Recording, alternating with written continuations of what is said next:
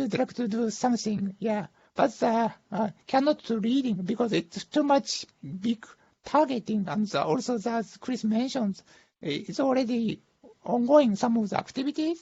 We can to collaborating, but or contributing, but not to reading this kind of activities from the GEOGLAM. Of course, in the rice, even in the rice portions, we just started working with CNES and TREE about the water management in the rice planting areas because the methane emission. Methane is 20 times bigger than the GHG about carbon dioxide greenhouse gas effect. So we're careful to discussing how to do the efficient water management in the rice field to reducing the methane emission. So this kind of topic we can contributing in this kind of activity, but not to reading all of the land use, land cover areas. That is also my comment. Thank you. Yeah, there's a lot in what you said. First of all, the forest focus is absolutely true. Both you and Chris hit it right on the head. In fact, if they kind of reached out at me at the last minute as they're creating this group to get somebody from agriculture, and because we had the GEOGLAM working group, that transpired. Originally, I think a lot of the ones in the group with the forest focus would prefer that it was just forest focused and didn't include other land uses, but you can't really do AFOLU without the other land uses. And they started to add more, talk about more as time went on, but we're firmly in the process now, and we're going to be firmly, assuming we want to keep in this role with CEOS, we're going to be firmly in the roadmap activity next year. And and if you look at the document, actually, they've adopted some of our approaches around the characterization of sensor agnostic information needs and so on. And they adopted the look and feel of our information to what they're doing because they were unfocused and still are. If you've read the document, you can probably see that. I think we're more focused than forests, which gives some benefit as we go forward. On the methane and rice, that's a good example of a really key area that we can provide a major contribution. And if you can link that to the CEOS roadmap, which has which will probably define work going forward on methane concentrations from remote sensing products, and start looking at ways you can link the land management aspects that you're monitoring to that's a huge contribution alone right there. You can see how we can contribute, but not everything for sure. Another thing on resourcing, and I'd like Benjamin maybe to talk a bit about this, but resourcing for future activities within CEOS, the space agencies are funding a heck of a lot of the stuff we're doing. And you look at World Cover, World Cereals, the Centu Agri, on and on. If we're not in this process, it's going to probably have an impact on what is going to be funded down the road. But if we're in the process, we can help define the priorities that are going to be needed from future funding activities within CEOS agencies. So I see this as an avenue to ensure that we're still very significant in that in the game there. Do you have anything to say on that, Benjamin? Well, that's a difficult question. For sure, we're looking to the different organizations and the working groups for requirements, and that's why I'm sitting here. But if going into the climate part, this is a complete different program. It runs almost separate. There's a climate change initiative. There's a different program from either sides behind that. They're following different priorities. So we could try to make a link there, but it's not necessarily very focused on agriculture. So it really goes in the same direction what Chris is saying. It's a big pond, and we're going to be a small fish in the climate discussion there. Tree is discussing with you about the the GEOGLAM and climate change. And I will report what we are discussing to a national meeting in the next few weeks, 1 or 2 weeks, about the role of agriculture in climate change, adaptation, attenuation, etc. And since many groups in France working on agriculture, not really for production, but for the link with climate change. For example, effect of tillage, effect of nitrogens, etc., etc. And then they thought that the GEOGLAM did not include this aspect of climate change. People like Eric Sisha is very active in that, and they did not see the motivation of GEOGLAM to go to climate change. But now I will report back to them, and I can expect a very active contribution from the people from France. Okay, great, thanks. Yeah. Ian, can I say something about CEOS? Please, yes. So I probably should. I'm Adam Lewis. I'm the co-chair of the CEOS SIT implementation team, and there's been a bit of reference about CEOS. And I guess Recording is on. I'm a bit of a new kid in some of these discussions, so I'll probably say things that are stupid, but so forgive me for that. But what I can say about CEOS at the moment is in response to the proposal to develop a roadmap, CEOS is now looking very hard at our internal organisation and who needs to be involved in that process and how to make it broad enough to make sure we've got the right teams on board from within CEOS. So we will be actively reaching out to GEOGLAM in the next day or so with some terms of reference for that internal working group. It is very much about how do we pull in the relevant parts of CEOS. It's certainly not focused just on forest, and in fact, one of the tensions is whether or not just the climate group runs this within CEOS, and we're pulling that apart. So behind all that is a sense that there's an opportunity to get on that train that Ian mentioned, that big bureaucratic train that connects information to these global stock takes. And if we can get on that, then we've got a much better chance of Earth observations actually making some important contributions in these areas where they can and without overselling it, of course.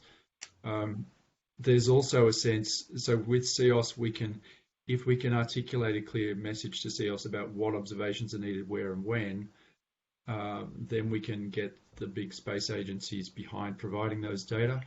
And there's a sense from some of those agencies, I think probably I could say NASA and the USGS and probably the ESA as well, that's seen as an important opportunity. But that's just the vibe rather than anything specific.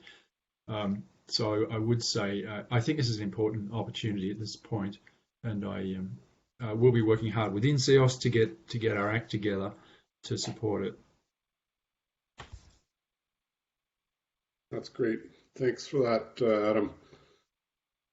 And if we do decide to move forward, we can perhaps use that to request from CEOS for representation as the catalyst to develop this working group. So, can I make a small comment? Please. Hello, I'm Diego de Oliveira from Argentina. I think the land use mapping is very important, no, for carbon emissions, no? CO2 emissions. So I think we can collaborate perhaps in a multidisciplinary team or something like that for cropland mapping, no, and differentiate from pasture, for example, annual crops from pastures. I think it's very important to differentiate these things. They have different carbon emissions. Also, pasture from grasslands. So I think we can collaborate in this land use map, also together with other people working in other topics. But I think the land use map is key, for carbon estimation. Good. Yeah, land use and cover dynamics are core to the whole thing. It's kind of the anchor, the spatial anchor to this and temporal. Anything else?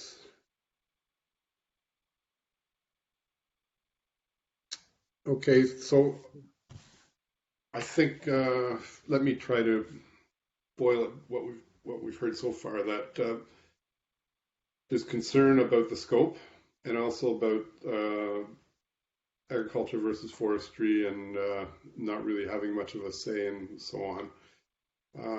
On the other hand, if we don't get into the process, we're not going to have any say, and we're going to probably miss opportunity.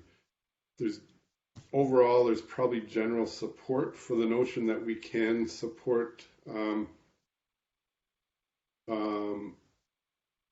these needs to some extent, but we need to be very explicit that we're not trying to do the whole thing.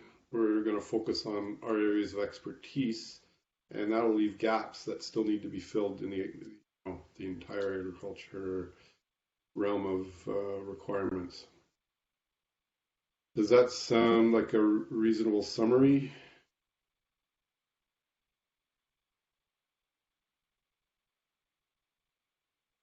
Can I just make one? Sorry, I meant to make this earlier. This is Lewis from UCL here. In my experience working with the carbon people, the modelling, in particular, the modelling of crops that goes on in the carbon models that we use for budgets and tracking signals of carbon, hasn't progressed very dramatically in recent times, and we're sat here with, well, as a group of people who are working in that particular area, and we ought to, if we're going to have any impact on the carbon work, if we're really going to have some impact, then trying to get them to improve their models, providing the information to help them improve their models, is a critical part of that. It could be that there's, within the UK at least, there's no progress on crop mapping within our carbon terrestrial carbon models of recent years. It's going backwards, it seems to me. So there's kind of an indirect influence to this, but that really is somewhere that we ought to be having impact. I agree. We're not doing the modeling, but we can improve the models by providing better data. That's clear. The EAVs the whole idea of our essential variables was done because of that, so that we can clearly define the things we do and do well to the broader community. They'll know how to engage with us and use our information to their purposes. So in effect, we're enabling the modelers in a lot of cases to do better work.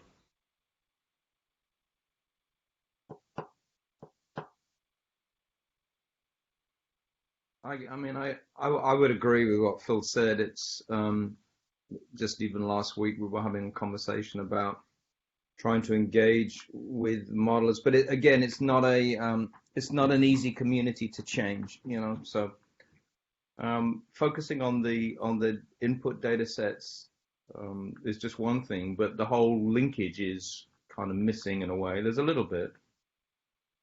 And they've been making some progress and try to link through, crop biomass and LAI, but it's really a limited uptake of the use of satellite data in the crop modeling for sure. Mm-hmm.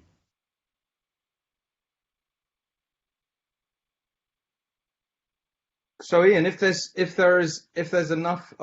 we have critical mass of people that are interested in picking this up and working, what the niche is of GEOGLAM, then I would say it's worth doing. If it's a case of keeping the door open while we do that, that's okay too. But I think ultimately we're going to have coalesce a group that's interested to make this move forward. Beyond the sort of the noble work that you're doing, just to making the connections to the agencies and to the ongoing activities that are asking for it. So I think the idea of identifying people that are willing to step up into this area would be an important first step for GEOGLAM, really. Okay, so capture that in the actions. That's good.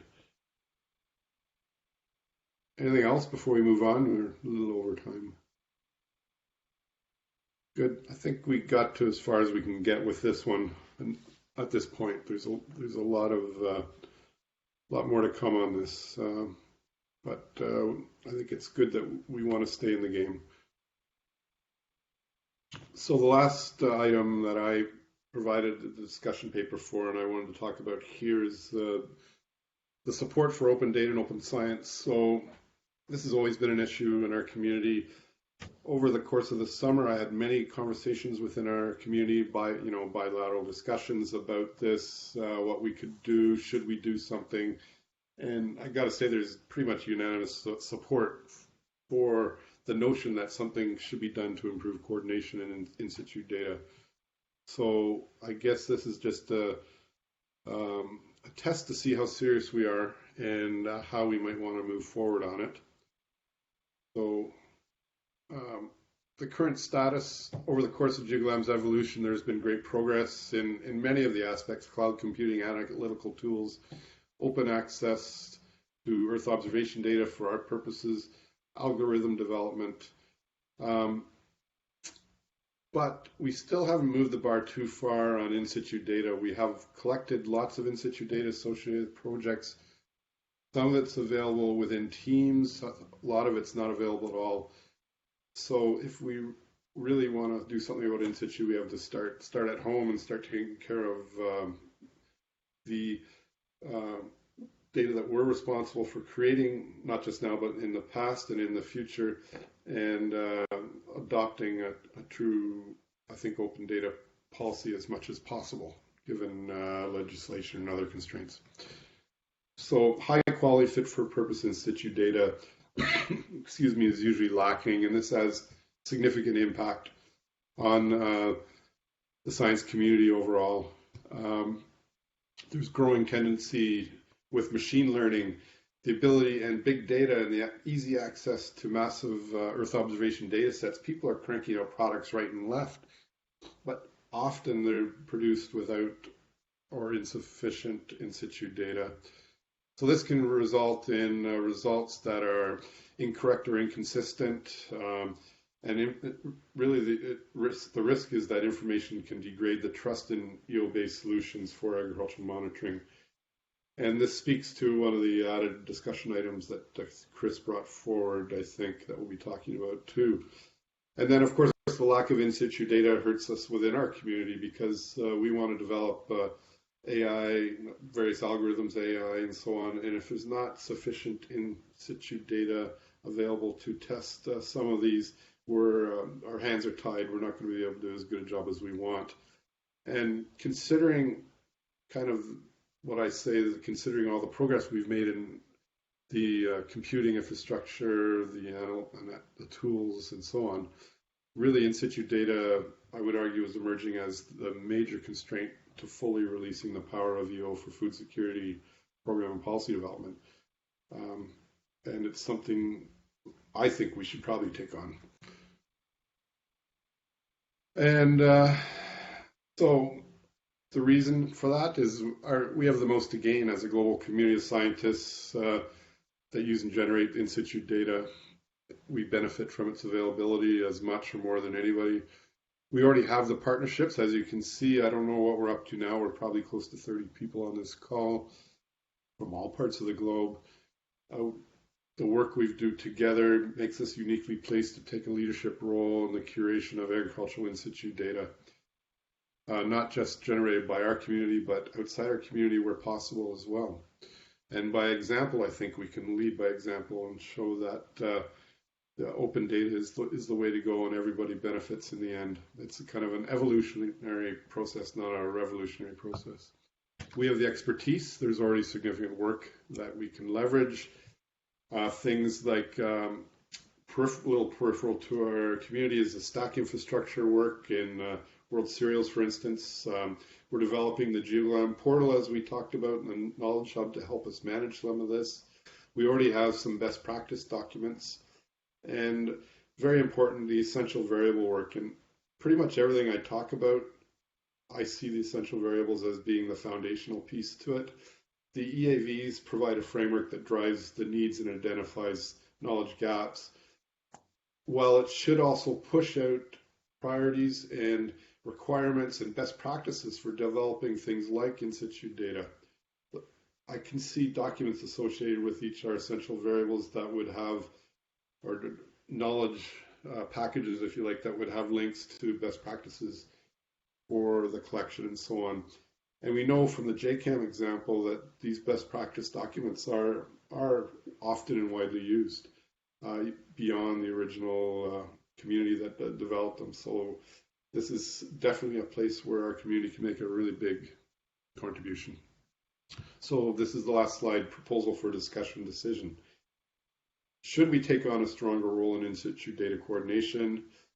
And if we should, I'm suggesting we establish an ad hoc working group to develop a strategy and guide its implementation.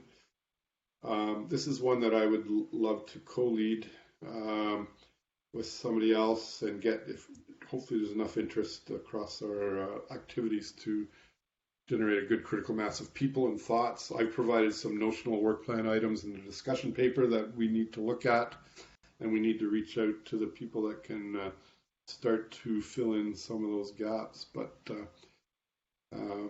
if we don't start now, we'll just be that much further behind when we do start taking this role on seriously. So with that, I'll be quiet again and welcome some discussion.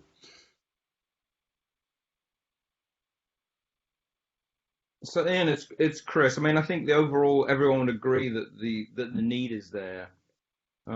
If we did something small and concrete with the projects that we're all involved in, and that would set the stage for something bigger. I think it's better to do a little bit well and then use that as the as a framework for expansion, rather than try to come up with an overarching strategy. Just do some concrete things and show that it's actually happening and we're doing it in a contained way. And I suspect that might be what you've got in your discussion paper, but I've not read that yet. Yeah, for instance, if we are moving ahead with the Knowledge Hub, if we could identify some in-situ data sets that are in good shape that we could share from the work we've done in the past and start with that, that alone would be a big step forward. Well, there's that part of it, which is, the sharing of the data, but it's also tackling some of the thornier issues associated with that, and coming up with a framework to do that. And I think what you said earlier was that in the discussion about the EAV, you mentioned that other people were adopting our framework. They might not be crediting that, but I think it's what the community can do to move forward in this area in a sensible community way, rather than a single project decision making. So that's kind of where I'm thinking this could make a short-term contribution. I think for all of these things, whether it's the Knowledge Hub or a FOLA, we've got to look for some early successes that fill a really needed task where it fills a gap that nobody's doing anything in it, they're just talking about it.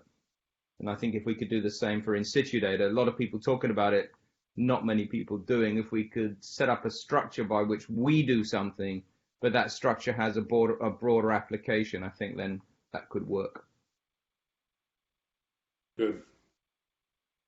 Yeah, this is Shinji speaking. So even in our agreement with the researcher, they agreed to sharing the in-situ data for the data providing agency, but they don't necessarily to sharing such data to the other peoples. And because they have no motivation to why they have to sharing their own data to the public. That is a big constraint. Of course, we would like to promoting the open data, but even in our cooperation between the JAXA, ESA, or JAXA, NASA, the sharing the in-situ data is very limited. Of course, ESA-founded data can be sharing with JAXA, same on the opposite side. But if we would like to have some researcher in the Europe, they will not sharing And also the more typically in the governmental collection in the Asia, they have a lot of the data collection on the ground, but they don't want to sharing such data because they don't have any motivation. Why they have to open their own data? Therefore, try to standardizing the method and to promoting the value is very good way, but still very challengeable to asking to the open the in-situ data itself. Instead, we just have to bring the result and to asking them to using and to validating and to providing their feedback. That's such kind of way we just working in Asia. I think it's changing in as much as the funding agencies are recognizing this is a problem and they're going to be requiring people to make their data available. I think that's coming. And it would be good to get out in front of that a little bit. Yeah, and if we can develop infrastructure to support better sharing of data, it will make it easier for those that do want to or have to share. Sorry, Benfang? Yeah, I think this is a part of GEOGLAM work. When we develop a working group on GEOGLAM, the first thing is on the in-situ data collection. So this is maybe the part of GEOGLAM works. Yeah, it's truly speaking, it's for project such as the project in Asia. It was really difficult to get the in-situ data, to share the in-situ data. And then we think that in the future, if we want the in-situ data to be shared with the community, maybe we put it aside and we take it seriously and very good funding. And we say that this part will go to GEOGLAM, will go everywhere, so that the people will not say anything. We can pay a part of the project to get this in-situ data. In the past, it's quite difficult because they say, okay, it was in such and such project, so we cannot share. And now, even after a few years, some projects share, but in general, not. And so we say that next time we will pay money in order to do it ourselves or with people in the countries, but in order to make it public. But okay, it depends on how your partners are. But in case of crop, the time is easy. But when you want to go beyond like a biomass and AI phenological stage, it's quite difficult. Thanks. Can I make a comment? Can I do a comment? Please. Yes, I think, as you said, the question is how to improve also the high quality generation of in-situ data and also the data sharing. I think perhaps one of the problem is that, for example, scientists are acknowledging their publication, their papers, but not so much if they produce in-situ data. So we need to find a way to acknowledge the in-situ data generation. I know some of the data can be published, for example, in Science. I think as Francois, for example, published some of in-situ data. And this can be ways to acknowledge and also for people in each country that acknowledge the production of in-situ data that I think nowadays is not very acknowledged. And in addition, funding can be also relevant. I think perhaps with few hundreds of thousands of dollars, for example, for Argentina, perhaps with $10,000 or $20,000, you can cover the cost of doing windshield surveys, using the GEOGLAM protocol to cover all the country or at least the agricultural area. So perhaps with a small contribution, you can get funding for a lot of countries. In particular, developing countries, I think a small contribution like $10,000 or $20,000 can be enough to do those things. And also, if we have funding, we can perhaps better establish a protocol or better establish the sharing conditions of the data. I think it can be a way. Good.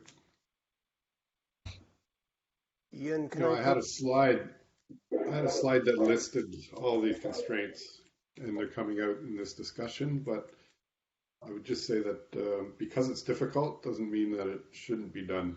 Benjamin. Yeah, just two points. Having encountered this issue in many different projects, I always have the feeling we have basically two problems. One is that the data sets are very fragmented. Everybody collects it at one place and uses it for a certain purpose. And then if you want to use them at larger scale, then it needs to be put together, and that leads to resources needed for curation of these data sets. So that's the first thing, to curate these data sets is needed. And I think that is something as a community we can address. The other part is everybody always, and I think rightly so, is highlighting the privacy of the data sets. And there, I think we would really do a big step forward if we don't insist on owning these data and hosting them all at one place. It is something which makes things much more complicated not to do that, but perhaps that's the way how to move forward. And perhaps we can develop some tools to make that not necessary, to not have everything at one place, so we can actually have a machine-to-machine type of interface to different data sets which people own and control, and we can ensure the privacy in the same time. It sounds complicated, but I think these are the two big issues we will run into all the time in the future, that people are not willing to share because of privacy, and then if the data is there, they need to be curated. Yeah, and there's technological solutions that we could be looking at. And I know the Send4Stats has something, I think, in it to look at machine-to-machine type approaches that would protect the privacy, but extract the value from CalVal data. These things I don't think we've looked at enough yet within our community, but that's just one of the possible solutions we've come up with. Mm-hmm. But really good to get your practical perspective on that, Benjamin. Can I have a quick question? It's George Adam, World Food Program. Are we talking sharing widely to all comers, or are we talking about sharing within GEOGLAM, the GEOGLAM community? I think would make a bit of a difference. Yeah, I think the general approach is open sharing as much as possible, understanding that that's not possible in every case. Yeah. I mean, we don't have a defined position. I mean, we have a very well-defined position for household data. That's quite clear. It's not shareable at all. Yeah. This one is undefined. I'm kind of I've shared samples of data in, when we are involved, usually as a participating partner in projects, like World Serial, for instance. But it's been done unofficially. I'm quite happy to share, but yeah, I mean, it needs to be brought up at an official level. I don't know. There's nothing private about it. We don't connect the data to a particular farmer. There's no identifiable information of anybody. But you never know. People are quite, privacy paranoid these days. So it's also the question of whether who actually owns the data. If it's the country offices, usually do the data collection, and they put resources into it. And whether they feel a degree of ownership, it's also to be considered. So there's a bit of work to be done on our side to see if we could develop, a statement with regards to this type of data and its share, and and the ability to share it. We haven't done that, and maybe I can start informal queries to see if we could agree on a WFP position on it. For the moment, I'm quite open to sharing the scope of this type of work that, where we are participating informally or as a contributing partner in a project, and I'm happy to do it. But it's something that we will need to define to see how it could progress. Over. Good. Consider that a volunteering to participate in our working group to discuss this further as we move on.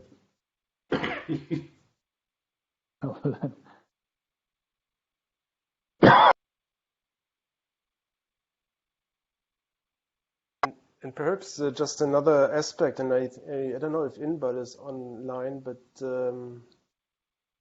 he could complement. We both are on this 50 by 2030 technical advisory group, and they're trying to link, these statistical data sets on the ground to Earth observation, which, we were, already, Rogeria was doing a lot of work on that as well to, use their surveys to help our Earth observation side. So that it has a huge potential, but what I'm seeing there, they are doing their own protocols again. They're doing their own approach, everything again. There's a new working group put in place on the statistical sides on Earth observation, trying to redo the same thing what we're doing here. It's a huge potential, but they seem to try to make their own environment or their own process, and it would be really useful if we can connect that. Yeah, excellent. And Inbal and myself, we both raised this point. It was noted. Yeah, that's good. Yeah, we had the experience when we compare our statistic from remote sensing with the published statistics, and it's come out that the statistic from FAO, from USDA, and from the UPSAT, the Southeast Asia database, they are a bit different. They are different not because of the figures, but because of the way each organization count the area or the season for rice, for example. And so it's really very hard for people like us to see how to make a comparison. There's not harmonized statistics. Yeah, and also as I already mentioned in chat, and in the Cambodia case, the central government did not to compensing the believing their own statistical information because it's based on the interviews from the local government. And when we show the satellite-based data, they just to checking about the error of the statistical information. So this kind of the ways, of course, we can using the remote sensing data, but sometimes it's very difficult to using only the statistical data. It's the same as the true inventions.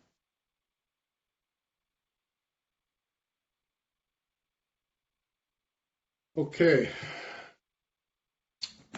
We should probably move on a bit, but again, I'll try to characterize what we've heard. Everybody supports the notion that there's need for better in-situ data coordination, and there's probably a role we can play. As always, everybody went to a lot of the challenges, why it's hard, which is understandable. I've listed a lot of those in the discussion paper.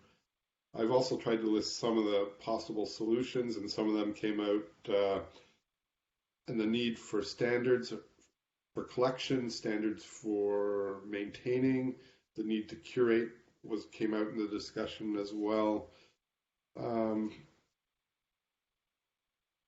There will always be some reasons that people can't contribute open data, and that's fine. We're never going to be able to get everybody on side. But if we can provide infrastructure and provide some protocols and some guidance, it should make it easier for those who do want to share, at a minimum within our own community, but hopefully we can have an influence beyond our community. Some other things that came out were both from Tui and Diego on the idea of having some funding within projects set aside to perhaps help free up the data. This might go a long way, particularly in less developed countries. And that's certainly something, a mechanism or a tool that we could be looking at. But that's starting to dive into the details of things that we can work out. Did I miss anything major in that? Yeah, Ian, my comment was that we should take some of the projects that the XCOM are already engaged in and do a little pilot on the issues, concrete terms of, maybe focused on maybe East Africa, where there seems to be quite a lot of effort going on. Good. Yeah. Okay, that's good, because that really speaks to what you want to talk about as well. Next, I think. So I'll try to assemble, if you have an interest in this and want to participate, let me know. I'll also be reaching out, and we'll get a small group, as I said, ad hoc or somewhat informal at first, to discuss this further and start to chart out what we might want to work on to improve the current situation. Does that sound good?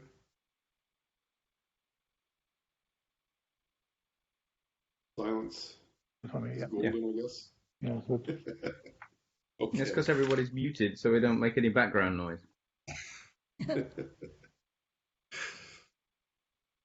So now, moving on. So we wanted to leave some room for additional proposals, and I said a bunch came out last week, as well as in mail through the week. Chris, last week at our Q&A session, Chris talked about, and I paraphrasing this, I may have got it wrong, Chris, but into comparison and vetting of information products. And that speaks to the last conversation we just had on In-Situ. It's certainly a part of it. There was some discussions recently about World Economic Forum activities in Sahel, potential to link into those, and some of the stuff we're doing in private sector partnerships. And I know Andy has some slides on his work in Ethiopia on smallholder insurance products. And it's taking the stuff we're already doing, essentially, to some extent, and linking it to public-private type partnership that's having a big impact on smallholders. So Andy's going to give some slides on that, and I think I've already introduced it. And then Imbal isn't here, unfortunately, but if Chris or anybody wants to talk to the Swiss Re work that's going on. So we do have activities going on here. I thought it might be good, anyways, to discuss that more, and I'll let Andy lead that off when we get there. And disaster response capacity list is not here, so I think this is for forward agenda item. And the link between research laboratories, Agnes brought forward. So Chris, do you want to take this? Yeah, I can take on. And co-chair it. I think you guys have heard enough from me for a bit. Good. Yeah, I can take on this. So the idea was to keeping GEOGLAM kind of fresh. Were there additional things that people feel that we could do at the community level to try to advance the discipline a little bit? Agricultural monitoring using Earth observation writ broadly. One of the things I brought up was the proliferation of data products derived from Earth observations, and this is powered by what I would call the sort of the big data revolution, the availability of cloud computing, people putting data sets into various repositories that everybody can get hold of and process. And so the idea is that it's now getting easier for people to generate products, but the quality of the products is really, unknown and somewhat at times questionable. So I think as a community, we're in this kind of dangerous space where people have information products, data products that they have generated and they're making available to operational agencies, but the quality of the data is really in question. And I think we're in danger of having this this sort of user beware kind of mentality, which is not healthy in terms of community effort. So I would really moving towards the idea that we ought to be thinking about, is there a way that we can compare products for the same region and like give some guidance on where the products are good and where they're less realistic in terms of what they're representing. So this was really I think, in a number of international communities, they've had intercomparison projects, whether it was, going back in the day of the climate model intercomparison and then the crop model intercomparison, ISLSCIP, AgMIP, and they're doing the same for the CMIP, climate model intercomparison project. And I'm wondering if we ought to be thinking about some sort of project or activity where some of the bigger products that are being made available are intercompared. And I think part of that was linking what Ian was saying about with the in-situ data, then you've got a solid means to do that. So it was just a thought that this is happening around us and we're not really doing anything about it. So where we've got projects where we're all involved and we're all generating different products, is there a benefit for having some sort of intercomparison effort? So there was a comment, I think, was that somebody was making a comment on the side there. I'm having difficulty tracking the chat. Yeah, Chris, I just say that I completely agree because we already do such kind of the comparison in the low Mekong regions by the ISA product, geolized product with our product with the VNSC product. And also the same thing is already happened in this year, 2020 with ISRO in the Bibendec region. So it's very important to have such kind of comparison and to providing such kind of information to the respecting country. So we should do, and maybe we have to stamping or the geograms or something. Thank you. Yes, good, thanks. That was the kind of thinking. I mean, we talked about it many years ago in the GovC program that we would do an intercomparison and some sort of stamp of approval, but we never really were able to implement that. It was too much of a large project that needed funding. But I think some sort of intercomparison effort would be useful, and I'd be interested to know how it's going on in the Mekong. So I can follow up with you on that. Yeah, and also in the GCA is more advanced because for instance, we not only to compare with the ISRO product with the JAXA product, but the ISRO integrated our product to their product with the AI technologies and to improving the accuracy. So such kind of result is very efficient and to advancing. So we should to go such way. Yeah, excellent. Yeah, I mean, I can see that being a real possibility. We could do that more broadly. Mm-hmm. Thanks. Anybody got any other comments on this idea of product intercomparison, where there's a sort of Yes. Okay. May I? Yeah. I agree. I fully agree with the concept of Chris. I think that the data quality is a big issue now. Particularly now is Google Earth Engine put satellite data there, so everyone can generate the data. But for us, it will be more easy to compare data like crop land, land cover, and to do some comparisons. But it will be harder for us to make comparison of crop condition or yield because that depends on the year. So maybe we can start from a symbol because Chris has a project, Ashley has a project, and Hongwei has one, and also Seven has a project. Maybe from this basis on those projects, then we can do some really select some size to do some intercomparison. Start from a simple product, then gradually we go further and further.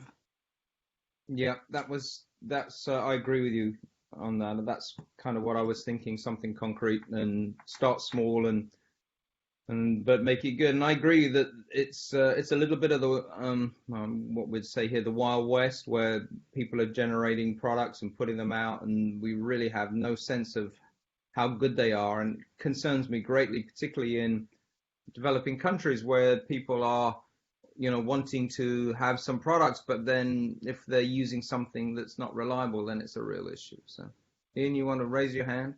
Yes, I have the experience for the global biomass map with the forest, and then we can have 4 or 5 maps with excellent statistical assessment. But the disparity among the products are huge, and so the user or the modelers or whatever, they say, but what is going on the map?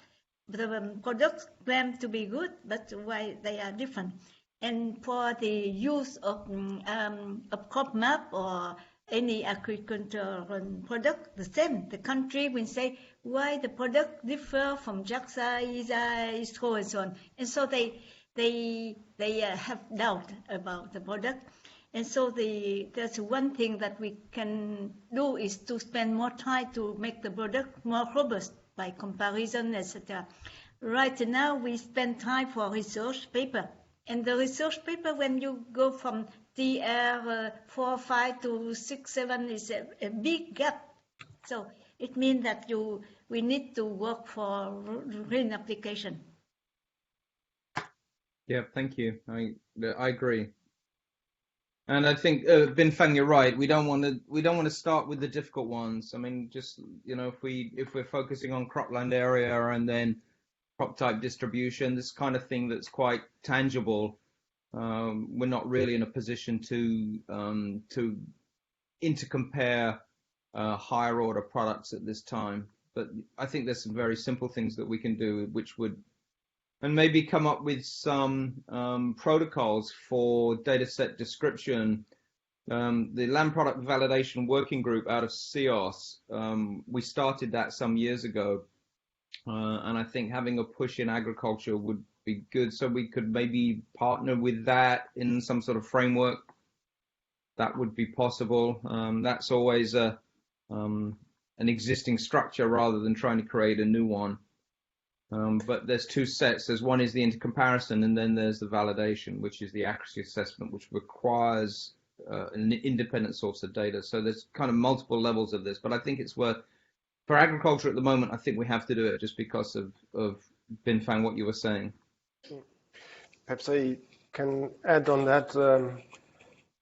There's on the land cover part, we have done several activities on these intercomparison parts. So there is quite from EASA, there is some protocols or some systems being implemented to intercompare land cover data sets. There was one even following to try to implement the CEOS validation protocols and transparencies on that, so that part exists for land cover. So I assume that can be easily transferred to a crop type intercomparison part. Having said that, and I mentioned that in the last XCOM meeting, we are planning, or we have implemented now the Agriculture Virtual Lab, and one of the functionality there is to improve algorithms is the intercomparison functionalities. So we could see if we can put in this project a use case of this intercomparison functionality to support such a GEOGLAM request, to say, okay, we define a protocol, we define identify the products which you want to intercompare, how this is being put in place, what is the target, also the evaluation criteria. I mean, it's always very nice to intercompare, but then if you do this on the fly, and it's not very fair. You need to do this up front to really say what is the targets you want to achieve. And so if that can be done from GEOGLAM, I think the Agriculture Virtual Lab could help to implement this and run it as a kind of a use case which we can use and demonstrate the functionality of improving algorithms and helping a community to grow. Yep. Good, thanks, Ben. I agree. Anybody else got anything on this one? Yeah, I just Yes, wanted to. I have a comment, Chris.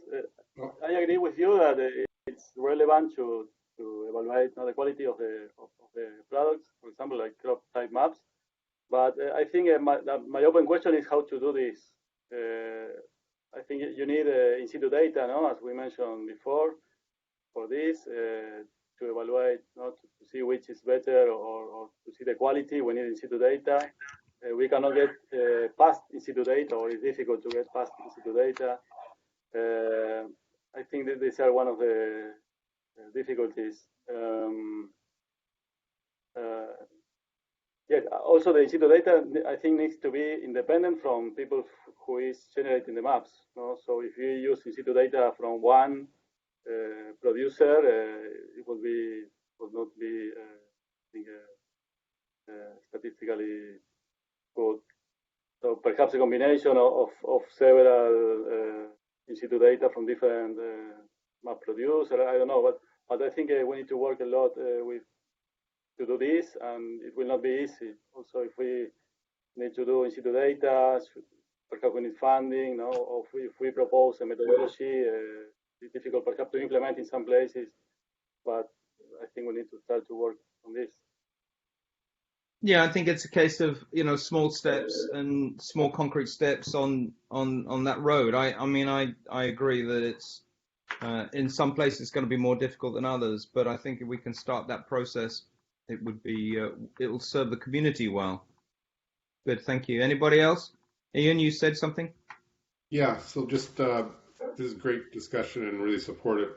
Just one practical item, within the people on the call already, we have four groups doing crop mapping at some level in East Africa. And that might be a good place to look. We got World Cereals, World Cover. We've got Digital Earth Africa, Agriculture Mask, Crop Watch. We've got others as well right in this call, I think. So that might be a really interesting place to start, and it's within the family, so to speak, already. We can generate some funding to do it, all the better. Okay, and thank you. Anybody got anything else on this intercomparison suggestion? Yes, if I can, just a word. I was thinking that the comparison can, in my point of view, cannot be only statistics, and it should also be done in terms of user interest. So perhaps, if I well understood what Benjamin or Tui said, it's what you are going to do with this map or with this product. And according to the user interest, you will have some other criteria than just statistics. We'll have criteria about the nomenclature, about, I don't know, the shape of the object you map or whatever. So this was my first contribution. And the second one about the crop condition maps. We are starting a project research trying to find not field in-situ data, but to do some text mining on the web, and trying to find if there is a correlation, because what we observe in terms of crop conditions and what is talked about on internet about drought, locust, or flood, or whatever. So this is really exploratory, but I think it could fit this question. Yeah, that sounds good. Sounds exciting. Bruce, Adam, Lewis, quick observation.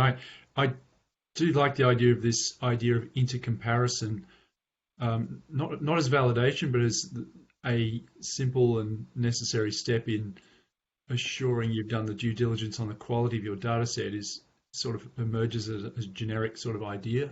I think that's got broad application. Obviously, everybody knows that.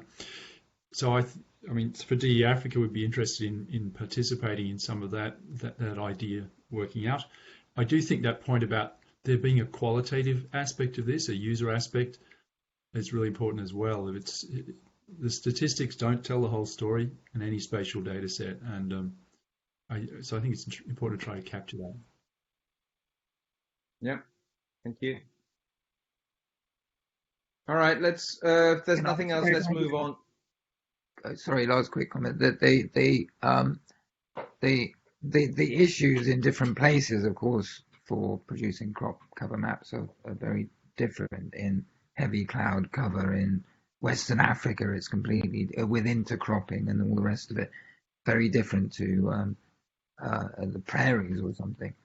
And so I think it's good to start on something achievable like you've been discussing, but ideally we would head towards something which we could branch out to apply in different places for these different conditions where we know that there are different issues and data availability and cloud cover and source different cropping practices as well.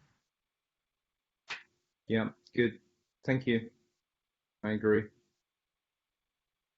Yeah, let's just not try to do the easy bits first. Okay, let's go on to the second point. This is, Ian, do you want to kick off the World Economic Forum a bit more? Or you say Andy's got some slides?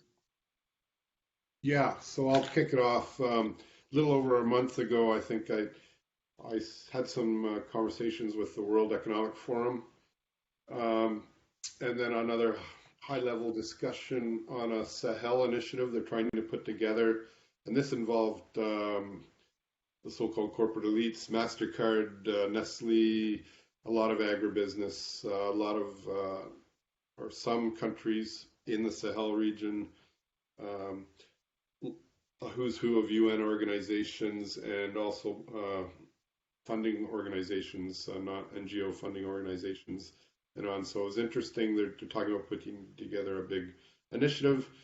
The information we produce on crop, like the crop monitoring activities, as well as the crop or the agricultural land use, land cover type work we do, already would contribute to this, working with the national entities in co-development way.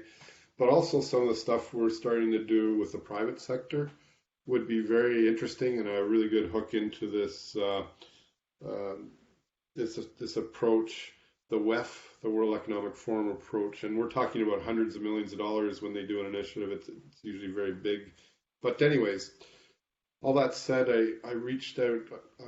I've reached out to Inbal and we talked about the Swiss rework, but also I reached out to Andy and we talked a bit about his work in Ethiopia with others about the success they've had there. So I thought it might be good for him to bring a presentation, or he wanted to bring a presentation. And with that, I'll shut up and maybe let Andy. I'll stop sharing the screen and I'll be quiet and let Andy show us some slides. If that's okay.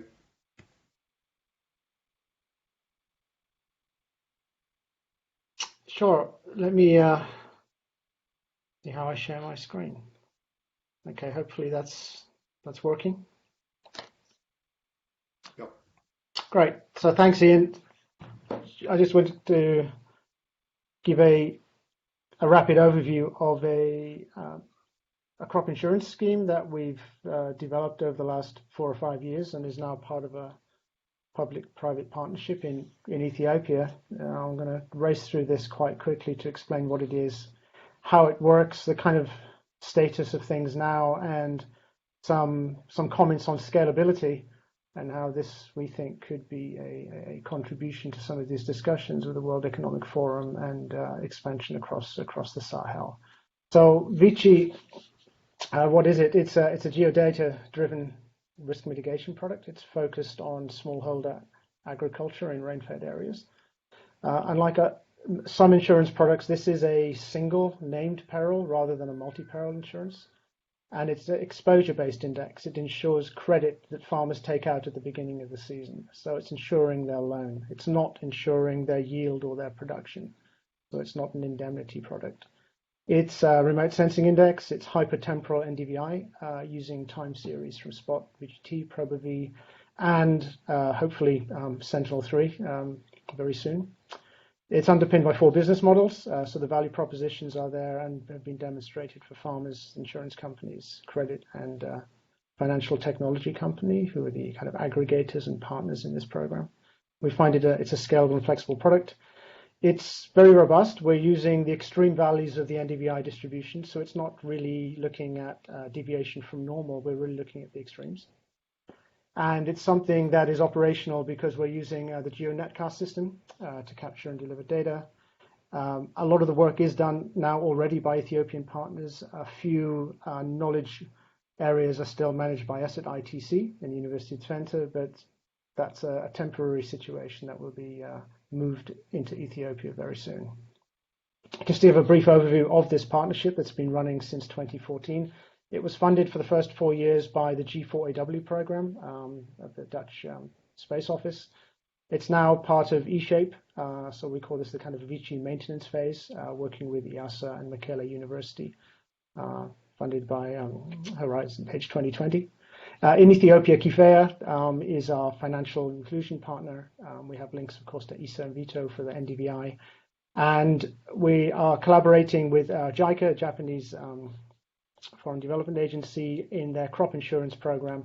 And they have taken the Vici product and are implementing it right now in the Oromia region of Ethiopia. So that's a kind of scaling up collaboration that we have ongoing.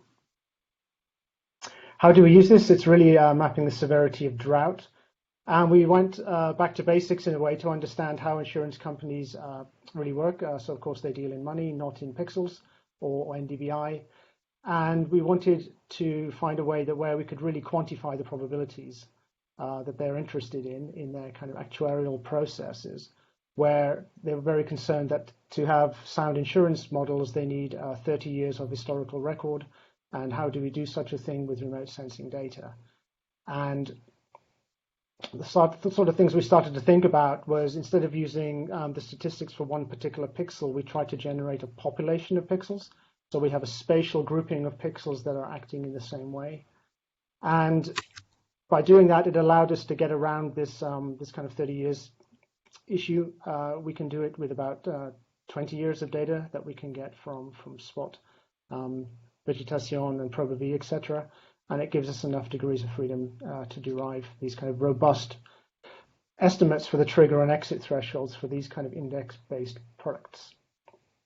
Probably not going to work. Oh, there you go. Hopefully that's now animating. Nothing we haven't seen before here. This is just the annual animation of NDVI in Ethiopia, but just to show some of the variation in the country. What we do is cluster that into what we call crop production zones. So it's an unsupervised classification process. And the colors in this map are just representing the different zones that we've identified. And for each of those zones, we can dig into the legend and get these kind of temporal NDVI profiles representing different quantiles.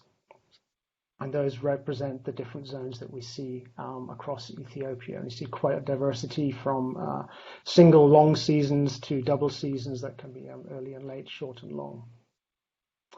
So how do we actually turn those into payouts? That's where the insurance companies and kind of remote sensors can start to have a conversation about the same thing. So what we're doing is identifying thresholds in these temporal profiles of NDVI. The graph in the top right showing 5 and 15% thresholds. And whenever you drop below a certain threshold into these triggers, this is where the actuaries are interested in trying to find, give me a trigger that tells me when we have a payout to make. The cost of this is about 10% of the insured amount. So if the farmer is taking out a credit loan, then there'll be a 10% premium on top for them to be insured. And if we look at the whole time series for about 15, 16 years here, the top part of the graph is showing the NDVI profiles, where we have green based on our long-term threshold limits. The black line is the actual NDVI that year. And at the bottom of the graph, the red histograms are showing the payout between 0 and 100% for any particular decade. So if we see that there is a trigger within the growing season, this will be summed to determine whether the payout is between 0 and 100% of the insured value. So this is how we convert NDVI into a payout. How does it perform? This is a drought assessment by pixel for a particular season. And here the legend is coding in terms of payout percentage. So any farmer that had purchased insurance that would be in one of these pixels would receive a payout based on the color scheme you see here. This is for the year 2015 in the early season. This is for 2015 in the late season. And you can see between the two, there are some areas where the farmers experienced drought in 2 consecutive seasons. We did validation on this, and we looked at, we've done this over a couple of years. We've looked at the frequency of payouts versus farmer claims. And the matrix in the bottom right is demonstrating that we had a pretty good match between the two. It's actually about 96% accuracy, which is well within the range acceptable for the insurance company and also the farmers. What have we done so far? Well, we had a pilot phase in 2016 where some of the maps I just showed you, looking at the 2015-16 season, there were severe droughts there in both seasons. There were payouts for those who bought into the insurance scheme in the pilot phase. 2017, we had a state of emergency in Ethiopia. No field work was done. We had a lot of displaced refugees, so it was limited activity in that year. 2018 was another challenging year, but the table at the bottom is showing that we were able, during these challenging times, to still sell a number of policies within the zones that we were looking at. So despite these challenges, there were about 7,000 farmers who were insured during this time.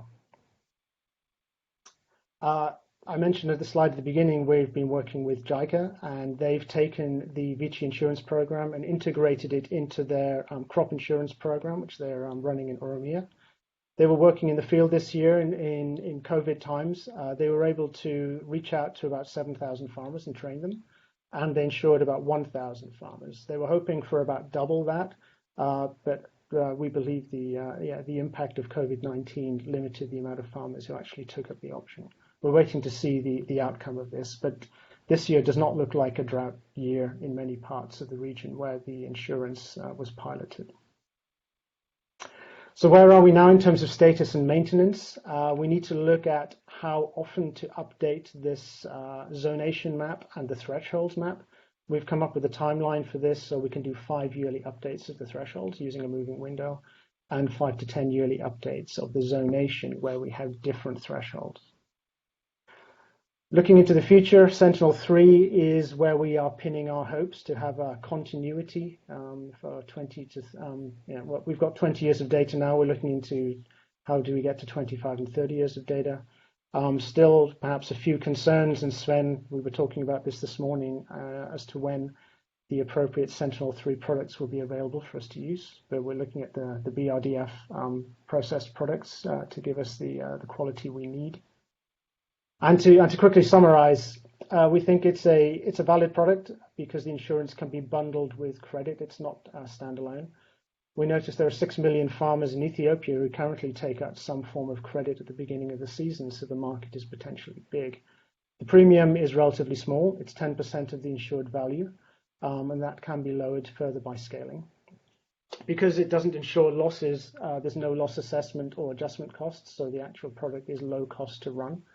Accuracy is very high. We think this meets the demands of the different stakeholders with our value propositions. And maintaining the service nationally is not that expensive or time-consuming, so we think it's sustainable. The partnership and regulatory framework has been established, so it's a template that could be used elsewhere. And we're relying on operational NDVI products, so we could scale this to other rain-fed regions, but of course this would require some validation on the ground. And the data capture, the processing, the validation, the maintenance is all well documented, so it's something that could be made operational in other regions, particularly thinking of East Africa or the Sahel in general. So that's it. Thank you very much, Ian, for the 5 or 10 minutes you gave me to talk about this.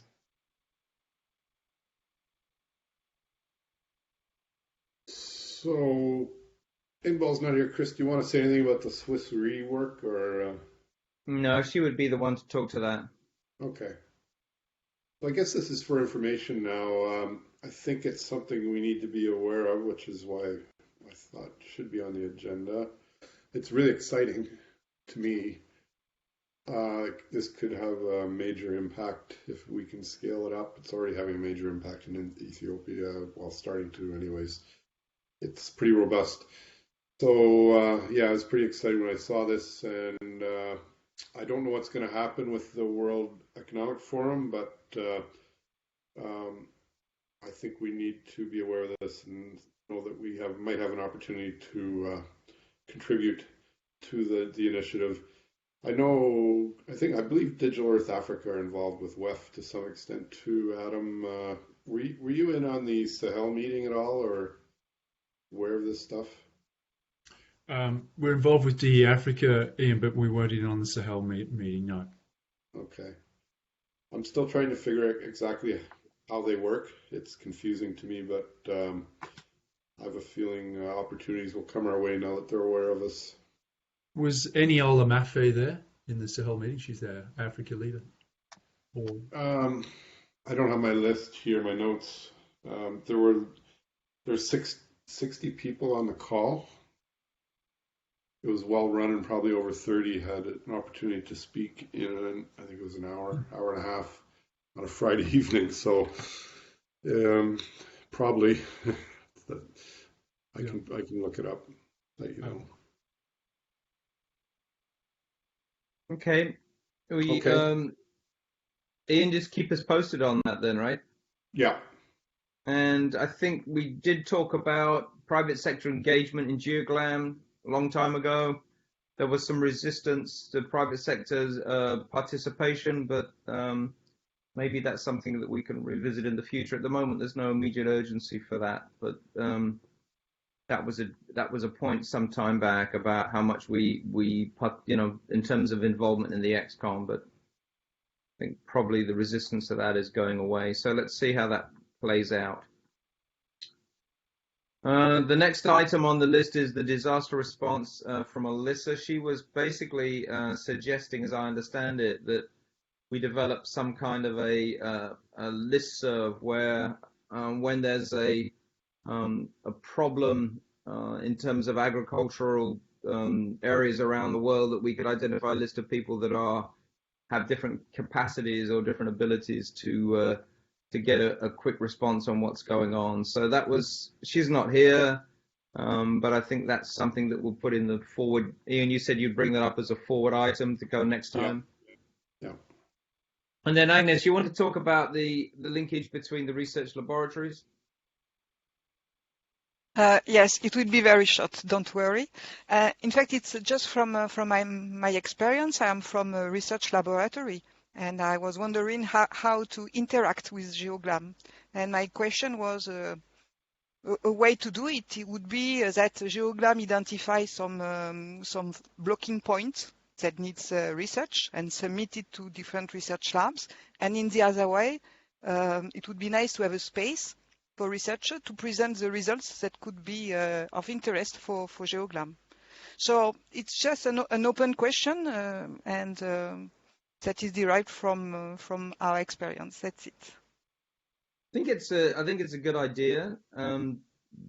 We had a couple of fora where we've identified what the gaps are in the past, what needs work and what's emerging. The emerging approaches and technologies. We've done some of that, and I think we could make more of that. I was going to suggest, and I think some time back, Ian, you talked about a GEOGLAM webinar series. So we might think about two different types of webinar. You might think about a public webinar, and you might think about an XCOM webinar like we've just seen from Andy. And maybe Andy's presentation could go public. Some of them don't have to be. Some is sort of more in the gray area where the work's not done. It's an idea that's been fleshed out that you want to share, and the other is work that's already underway and had been completed and is out there and publishable. And I think that if we have a webinar series, I think it could be really quite useful for us, both to share results between community, but then with the public also. So we need to think about that. I didn't think we needed a working group for the webinars, but if we were going to do research research agendas and research gaps, that would probably be something that we would need to put together as a group and then circulate for broader view. Ian, you want to talk about the webinars? You're going to organize that out of the Secretariat? Yeah, it's on the agenda later in the wrap up, but it was going to be just a very quick one. I think there's an interest. There has been an interest expressed. We just need to identify somebody to perhaps help coordinate it. And then yeah, and be the host. Institutions, it's a bit of a time sink, short-term time sink. It takes a couple of hours. You have to do a bit of preparation beforehand with the presenter so that things don't go wrong, and then set up the webinar and sort of field the questions. So it's a couple of hours of time. I think we might be able to circulate that. We know now that I'm really good at logistics, so I could certainly help set up the timing and everything. I can help you, Jan, on this. Yeah, thank you. Agnes is the one that keeps reminding me I messed up times. All right, so that's I think the idea of these additional items was that we've got a few things going on, but we need to manage our capacity to get things done, but I think that coming up with new ideas and new suggestions is always welcome. So if anybody has any other suggestions of potential things that we should be doing that we're not, or could do that we should, let me know.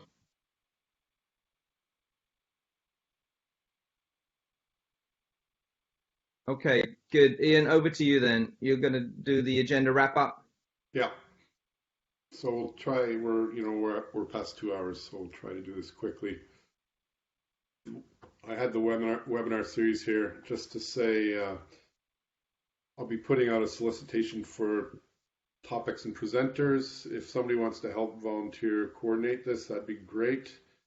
I know Sophie and UCL and Geo Secretariat I've already been talking about putting together a webinar on the Send2Agri plus the Amazon Click and Go for people, and we know this is of very much interest from the response they got during the Geo Symposium. So we have one in the hopper, if you like, but we need some more. So it'd be nice to see what we have out there, who wants to come forward, and then we can decide how many, how often, that sort of thing.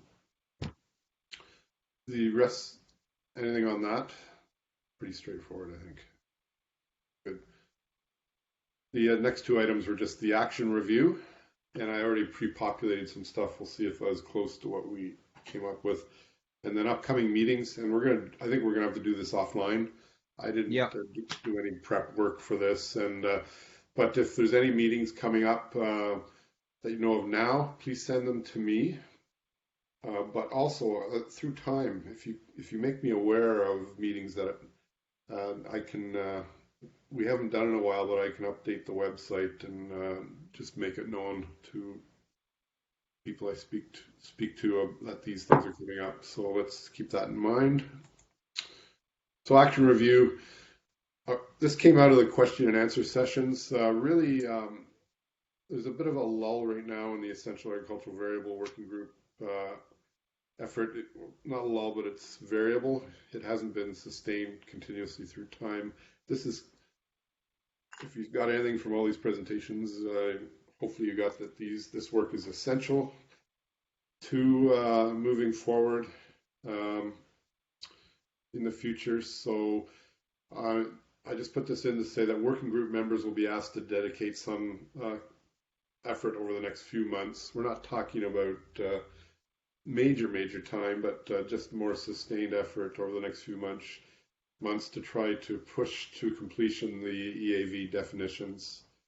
And if some of the current members of the working group are no longer able to support this activity, they should let Alyssa and Sven know. Also, I should say that if there's people that aren't engaged in this activity and have an interest, or perhaps weren't even that aware of what's going on, please let them know. I'm sure ultimately we want to bring all this back to the entire community, but as it's developed, open to people to provide input. Any questions on that action? No, it makes sense. I just think you're being polite and asking people to step up and do what they said they would. Yeah, but hey, it's been a tough year. I don't know if you noticed. Come on. But I think we were hoped to be pretty much wrapped up by now, sure. But considering what's gone on this year, it's understandable. We got a good excuse, but let's not let that be our excuse going forward. Let's get it done. Okay, knowledge management. Participants should self-identify if they want to be an early contributor. Already got some of that today. Asia rights, for instance, have an interest. I'll probably be reaching out. I'm not sure how yet when I start to put my mind to how we organize our knowledge in how we organize the knowledge packages, but that will come. But this is really just for information. So I want to put that in there to know that people have the opportunity to come forward if they have something they really want to get up there in the first round of knowledge capture.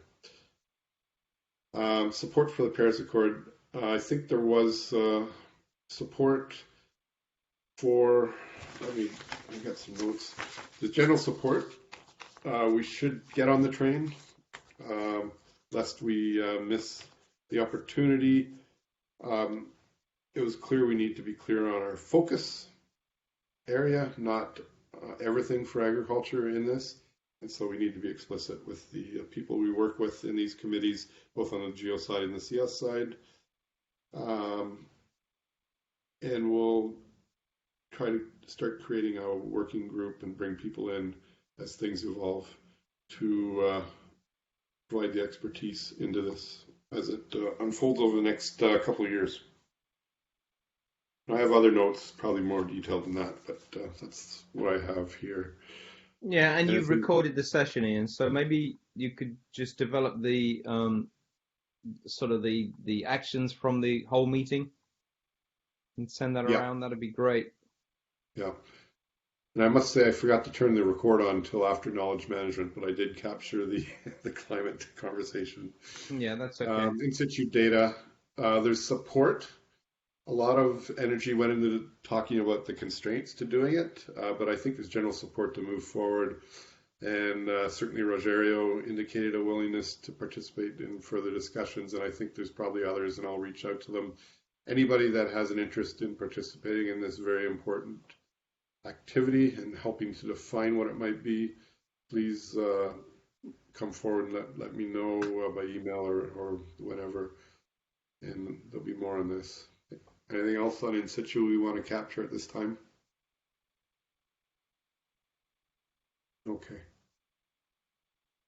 The webinar series, if somebody wants to help coordinate this, that'd be great. That aside, I'm certainly here to help set things up as much as I can. I think there might be a role in this for the capacity development working group, but I don't want to presuppose that, but something to consider. Andy and Alyssa, who are the co-leads of that, might be a role that they want to take on. Identify initial set of webinars. So please, again, come forward. If there's any additional comments after today, please bring them forward to me by email, and I'll make sure they're in the meeting record, as well as any forward agenda items we want to explore next. Please bring them forward. Is there anything, I'll do a review of our discussions, but is there anything glowing that I missed in anybody's mind? I think this is okay, Ian. I mean, I would say that it's really good that you put this together. I mean, it's a time when everyone's, distracted with a lot of other stuff going on. But I think we need to keep momentum up. So I think having the XCOM together and trying to, keep the trains running is really, really, really useful. So thanks for doing that. Well, it's my pleasure. I wish we could have done it earlier, but I get energized from this, and I see how many people turn out and the quality of the discussion. It really is gets me excited because I'm sitting here kind of working on this as my day-to-day job all the time in isolation, even more than ever right now, and to see the interest of everybody is really great. And Yeah, we love you, Ian. Don't worry. Jeez, I love all you guys too. That's what I'm saying. I wish we could do. All right, great. And that was it. Thanks. Anybody got anything else to add? Thanks, Ian. Thanks. Yeah, good. Thanks for doing that. Thank you. Yeah, bye-bye. Okay, thanks everybody. Thanks, everybody. I'm going to bed. Okay, thank you. Yeah. Bye-bye. Have a nice weekend. Take care, everybody. Okay. Good work for everyone. Which one?